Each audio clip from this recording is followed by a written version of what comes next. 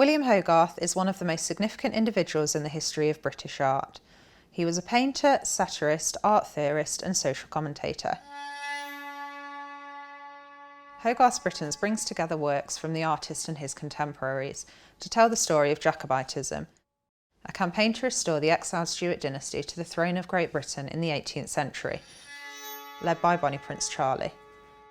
The works in this exhibition explore themes around national identity and what it means to be British, themes that still resonate today.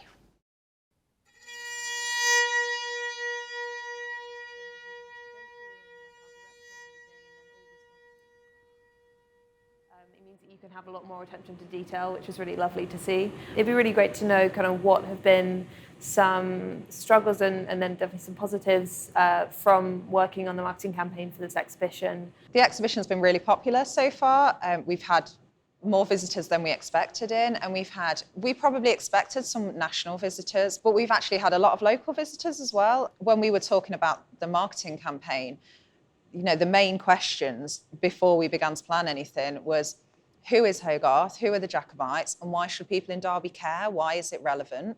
Bonnie Prince Charlie and the Jacobite campaign stopped in Derby. They returned home when they got to Derby. For us, this is an exhibition of a scale that is probably more ambitious than anything we've done before. And that's fantastic. And it's really great for people in Derby to see that we can bring that calibre of exhibition to the city and it's relevant to them. We want to speak to the national audience, but we want people on our doorstep to feel that they're part of the museum, that they can relate to it. It's for them. The partnership was part of the gallery's activity during our closure. We put out an open call for organisations to join in the partnership, which was set up to share skills and knowledge while the gallery was closed.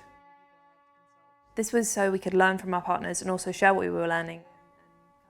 As a new development and reinterpretation of National Portrait Gallery took place. It'd be really great to know from you what are some challenges that you've been facing. So to start with, we had to fundraise for the exhibition, and we've got major donor support. We've got support from yourselves and the National Gallery.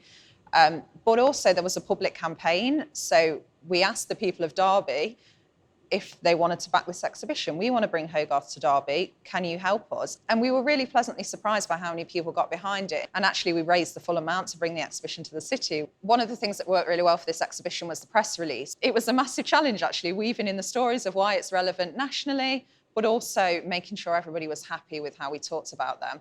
We worked with a really great PR agency on our press release, and they got us the save the date out to national, local organisations. They got us the final press release out. We got some really great attention. We got East Midlands Today down here to film, which was fantastic. Was there anything from the National Skills Sharing Partnership Exchange that you felt was useful for your marketing campaigns?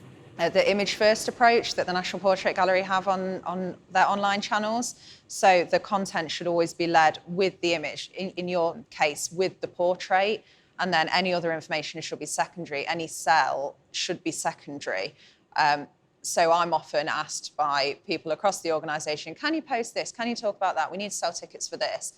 And I try and talk about, we need to lead with the collections, we need to lead with the exhibition. And it was really great to see that the National Portrait Gallery do that, and they do that so successfully. And I've come back to Derby and I've really tried to reinforce that we should be leading on our collections. That should be the primary message that we put out there. Following on from some of those challenges, what are kind of the main learnings that you've taken away? I'd advise really considering how much lead-in time you need. So you've got to think about artwork design, print marketing, adverts, all the social media campaigns, and all of that requires quite a lot of time. So if you've got a small team, I definitely encourage anyone thinking of doing an exhibition like this to factor in a lot of lead-in time.